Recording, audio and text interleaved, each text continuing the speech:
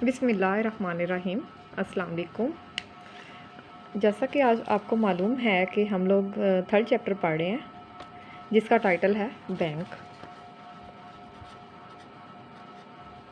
ठीक है, आज का जो हमारा टॉपिक है वो है कि मरकज़ी बैंक के फ़राइज़ कौन कौन से होते हैं। Previously you know this very well, हम लोगों ने तिजारती बैंकों के फ़राइज़ पढ़े थे। थोड़ा सा यहाँ आपको क्लियर करती चलूँ। मरकज़ी बैंक आपको पता है कि मुल्क में सिर्फ़ एक ही होता है, पूरे मुल्क में ये सबसे मेजर होता है और सारे बैंक्स का सरदार होता है। और जो तजारती बैंक होते हैं वो सारे मरकज़ी बैंक के अंडर आते हैं। ठीक है, और उसमें हमने फिर जब हमने तजारती बैंक्स पढ़े थे उनकी एग्ज़ाम पढ़ी थी, उनके भी हम फंक्शंस पढ़ चुके हैं कि उनकी क्या क्या रिस्पॉन्सिबिलिटीज़ हैं।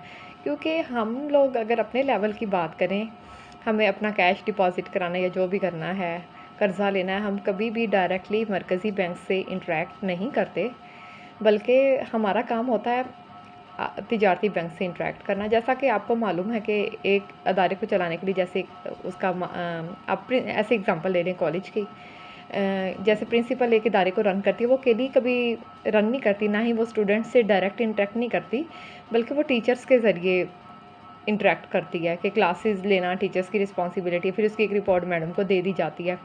ये भी इसी तरह से होता है कि मरकज़ी बैंक आप समझ लें प्रिंसिपल ऑफ द इंस्टीट्यूट हो गया, ऐसे ही समझ लें, और तजारती बैंक्स बाकी टीचर्स की तरह हो गया। ये इस तरह से फंक्शन करता है। आज हम देखेंगे कि मरकज़ी बैंक के फ़राइज़ कौन कौन से हैं। जैसा कि हम जब तजारती बैंक्स पढ़ रहे थे, हमें ये बात अच्छी तरह मालूम हो गई है कि मुल्क में ज़र की गर्दिश को कम या ज़्यादा करने में बेशक रोल होता है तजारती बैंक्स का, लेकिन मुल्क में सबसे इम्पॉर्टेंट ये चीज़ है कि नोट जारी करना किसका टास्क है, कौन सी ऐसी सुप्रीम अथॉरिटी या इदारा है जो कि मुल्क में नोट जारी करता है। ठीक है, अब नोट जारी करना तजारती बैंक्स के तो बस में नहीं है, तो नोट जारी करेगा आपका मरकज़ी बैंक। और आपको अच्छी तरह मालूम है कि पाकिस्तान के मरकज़ी बैंक का नाम है स्टेट बैंक ऑफ पाकिस्तान। ठीक है, ये एक ही है। हर मुल्क का अपना अपना एक मरकज़ी बैंक होता है। पाकिस्तान में है स्टेट बैंक ऑफ पाकिस्तान। ठीक हो गया। अब ये मैंने उस दिन उस लेक्चर में भी आपको दिखाया था एक नोट के ज़रिए। आपको उसमें वाज़े तौर पे देख सकते हैं कि हर नोट के ऊपर ये चीज़ पब्लिश्ड होती है कि इसको किसने जारी किया या किसने इशू किया, और जो भी गवर्नर उस टाइम में होगा जब वो नोट जारी किया जा रहा होगा, उसके गवर्नर का नाम भी नोट के ऊपर छपा होगा, ईयर ऑफ पब्लिकेशन होगा कि यानी किस साल में वो नोट बना। ये सारा मैंने आपको उस दिन एग्जांपल में भी दिखाया था, आप कंसल्ट कर सकते हैं जब हमने बैंक्स के नाम से चैप्टर शुरू किया था तभी। ठीक है, अब नोट जारी करने के कौन कौन से तरीके हो सकते हैं। ये ऐसा तो नहीं होता कि आपने बस नोट उठाए यानी नोट छापे और जारी कर दिए। किसी भी मुल्क के अंदर नोट जारी करने के कुछ असूल या कुछ कवायद होते हैं। ठीक है, अब वो कौन कौन से होते हैं हम देख लेते हैं कि 2 रूल्स हैं जिसके तहत क्या होते हैं, नोट जारी किए जाते हैं। अब नोट जारी करने के 2 ही तरीके होते हैं। एक होता है महीना हद का निज़ाम और दूसरा होता है आपका मुतनासिब महफूज सरमाए का निज़ाम। इस टॉपिक को मैं आज से पहले भी जब सेकंड चैप्टर आपको स्टार्ट कराया था हम डिस्कस कर चुके हुए हैं। एनीवेज मैं आपको दोबारा क्लियर कर देती हूँ। महीना हद के निज़ाम में पार्लियामेंट की तरफ से ही एक लिमिट फ़िक्स की जाती है कि इस मुल्क में इतने नोट छापने हैं, इतनी मालियत के। लेट्स सपोज़ पाकिस्तान में 5 करोड़ एक लिमिट फ़िक्स की हुई है। अगर आपने उतने नोट छापने हैं तो उस मकसद के लिए आपको कोई भी चीज़ रिज़र्व रखने की ज़रूरत नहीं।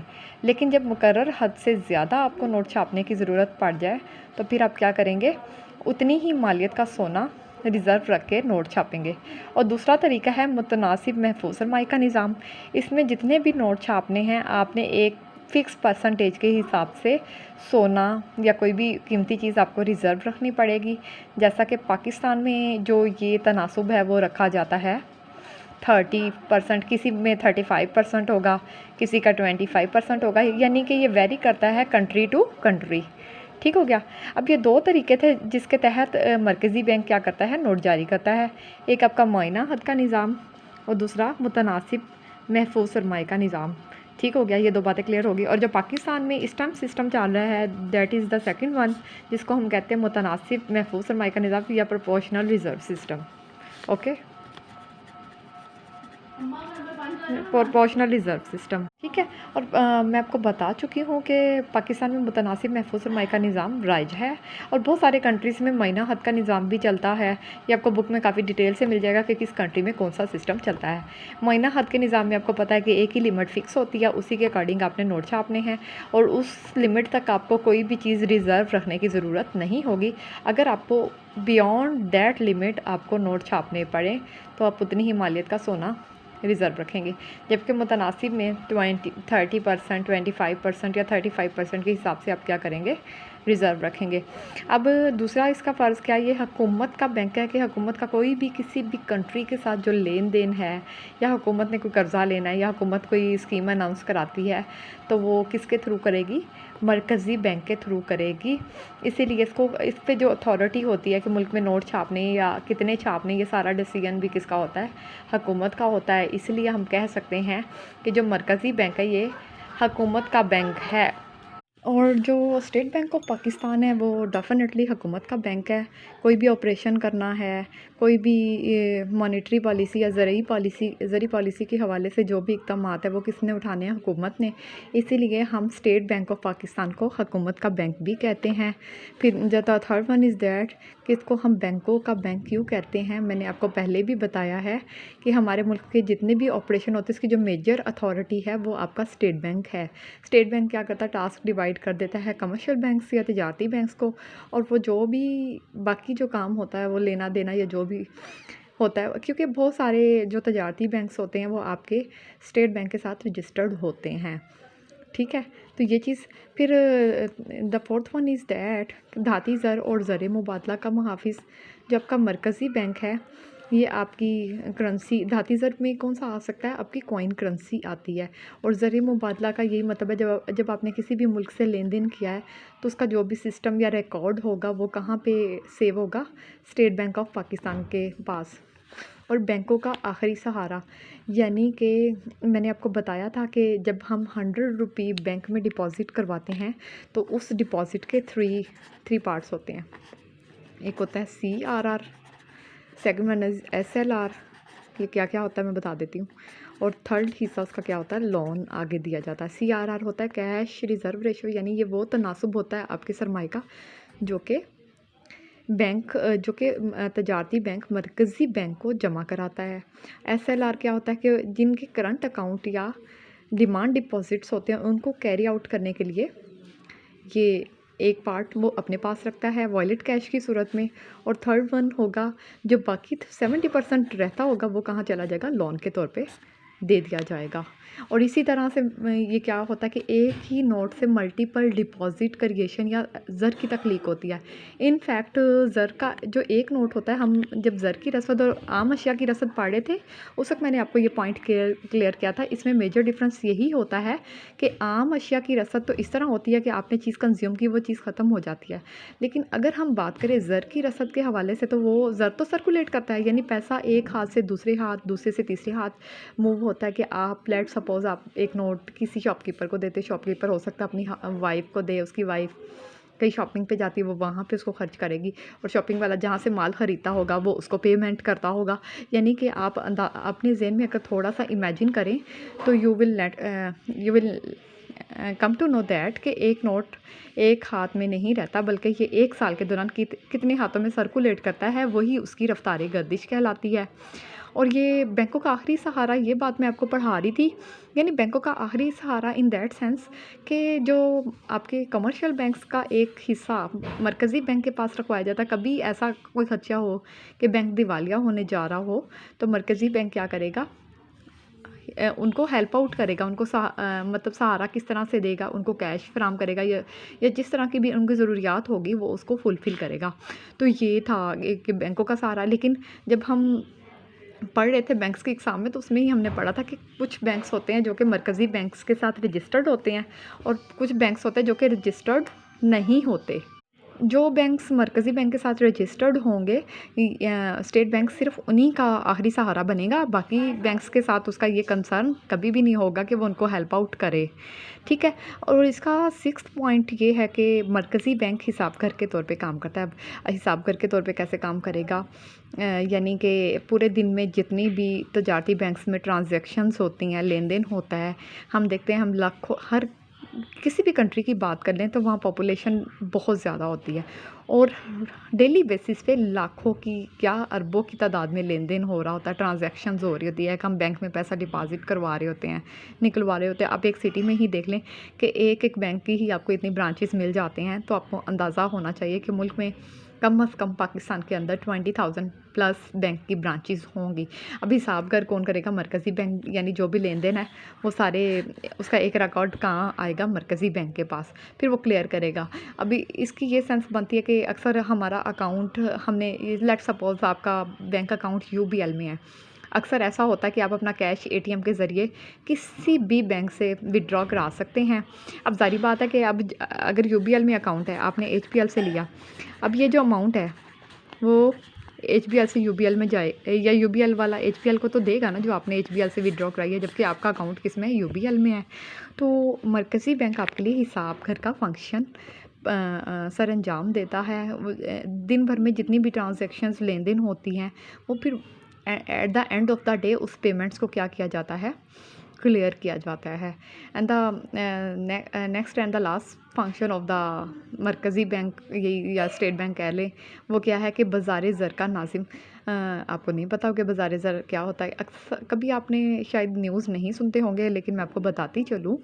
अक्सर न्यूज़ में बताया जाता है कि शरह सूद इस साल कम की गई है, या इस साल शरह सूद ज़्यादा की गई है। यानी मुल्क में जो भी पॉलिसी बनती है, शरह सूद कितनी रखनी है, इस ज़र की रसद को कम करना है या ज़र की रसद को ज़्यादा करना है, ये सारे जो कंसर्न्ड हैं, ये किसके थ्रू कैरी आउट किए जाते हैं? मरकज़ी बैंक के थ्रू। और ये काम होता है मरकज़ी बैंक का कि वो किस तरह से पॉलिसी को डेवलप करे, किस तरह से पॉलिसी डिज़ाइन करे। कि हम बात कर रहे थे बाज़ार ज़र का नाज़िम, यानी मरकज़ी बैंक का ही ये फ़ंक्शन है। उसने देखना होता है कि मुल्क में इस वक्त पैसे की या जो नोटों की डिमांड है वो कितनी है, और उसके अकॉर्डिंगली वो उसको डिसाइड करता है कि ज़र की रसद कितनी होनी चाहिए, किस टाइम ज़र की रसद को कम करना है, किस टाइम ज़र की रसद को ज़्यादा करना है। क्योंकि हमें अच्छी तरह पता है कि ज़र की रसद का ताल्लुक़ किसके साथ होता है? कीमतों के साथ। तो ये पूरी पॉलिसी है, इसके मैं आपको मेजर पॉइंट्स आज पढ़ा देती हूँ। बाकी जो पॉइंट्स की डिटेल है वो इंशाल्लाह हम करेंगे नेक्स्ट लेक्चर में, क्योंकि इस तरह ये लेक्चर बहुत ज़्यादा लेंथी हो जाएगा आपके लिए। मैं आपको थोड़े से इसके पॉइंट बता देती हूँ कि ज़रिए पॉलिसी होती क्या है। मरकज़ी बैंक का ज़र्रे एतबार पर कंट्रोल ये किस तरह से होगा, ज़रिए पॉलिसी बनती है, ठीक है। अब इसके दो तरीके हैं, एक होता है किस तरह से कंट्रोल करेगा, एक होता है मिकदारी तरीका और दूसरा होता है मयारी तरीके। अब मिकदारी तरीके के अंदर भी आपके 4 से 5 पॉइंट होंगे, और आपके यानी मयारी तरीके के अंदर भी 5 पॉइंट्स होंगे। इन पॉइंट्स की हम हेडिंग्स को आज कर लेंगे। इन द नेक्स्ट लेक्चर इंशाल्लाह we will discuss the monetary policy in detail. तो आज मैं आपको बता देती हूँ कि वो कौन कौन से हो सकते हैं। एक सबसे पहला पॉइंट है शरह बैंक की पॉलिसी। इसका ताल्लुक तो सीधा सीधा इंटरेस्ट रेट के साथ है। ये कैसे होगा ये मैं नेक्स्ट में आपको इंशाल्लाह बताऊँगी। खुले बाज़ार का अमल क्या होता है ये भी आपको इंशाल्लाह डिटेल में बताऊंगी। महफूज सरमाए के तनासब में तब्दीली में, महफूज सरमाया तो आपको पता है ना, ये जो मैं ऊपर आपको बता रही थी, ये CRR होता है, या राशन बंदी ये कैसे की जाती है, ये सारे इसके टैक्टिक्स होते हैं इसको कंट्रोल करने के लिए। और मयारी तरीक़ों में आपकी अखलाकी अपील होगी, रास इक़दाम होगा, इश्तहारबाजी होगी, या कर्ज़ जारी करने की हद मुख्ततिम में तब्दीली, इंतखाबी कंट्रोल का तरीका। ये सारे आपके जो हैं 9 टोटल ये पॉइंट्स बनते हैं आपकी ज़रिए पॉलिसी के। फिर इसके साथ भी आपको हमेशा कंडीशंस लगा दी जाती हैं कि किसी भी पॉलिसी को सक्सेसफुल बनाने के लिए कॉपरेशन का होना ज़रूरी है। जैसा कि आपको मालूम है, हम फर्स्ट ईयर में भी जब भी कोई थ्योरी पढ़ते हैं तो वो कंडीशनल बेस्ड होती है, यानी वो बहुत सारी मफरूज़ात के सहारे पे वो चीज़ एक्यूरेट साबित होती है। तो ये भी ज़रिए पॉलिसी की भी कामयाबी के लिए डेफ़िनेटली कुछ ना कुछ शराइत होंगी, जिसको हम इंशाल्लाह डिटेल में पढ़ेंगे इंशाल्लाह इन द नेक्स्ट लेक्चर। आज हम एक दफ़ा मैं फिर आपको रिवाइज़ कराती जाऊँ कि आज हमने क्या पढ़ा। आज का जो हमारा टॉपिक था वो क्या है? मरकज़ी बैंक के फ़राइज़। ठीक है। उसके प्राइस में सबसे पहला हमने पढ़ा था नोट जारी करना। नोट जारी करने के कौन से पॉसिबल तरीके हैं, उसके बारे में हमने डिटेल से पढ़ा था। और ये और कौन से प्राइस सर अंजाम देता है बिसाइड द करेंसी पब्लिशिंग। बहुत सारे प्रोजेक्ट्स होते हैं हुकूमत के जो कि इसको कैरी आउट करना किसका काम होता है, स्टेट बैंक ऑफ पाकिस्तान का। और फिर ये बैंकों का बैंक है क्योंकि सारे बैंक इस बैंक के अंडर ही आते हैं क्योंकि मेजर यही बैंक है। धाती ज़र और ज़र मुबादला का मुहाफ़िज़ भी ये है कि किस तरह से आपको अपनी करेंसी कन्वर्जन कराना या लेन देन जो बैन अवी सतह पे उसको किस तरह कैरी आउट करना है। बैंकों का आखिरी सहारा ये किस तरह से बन सकता है, किस तरह से हिसाब घर के तौर पे ये काम करता है और ये किस तरह से बाज़ार ज़र का नाजिम है। इंशाल्लाह इन द नेक्स्ट लेक्चर हम पढ़ेंगे कि मरकज़ी बैंक का ज़रिया अतबार पर कंट्रोल किस तरह से है, क्योंकि ये टॉपिक काफ़ी टेक्निकल भी और समझाने वाला है। इनको मैं डिटेल में पढ़ाऊँगी इंशाल्लाह नेक्स्ट लेक्चर में। अल्लाह हाफ़िज़, स्टे ब्लेस्ड।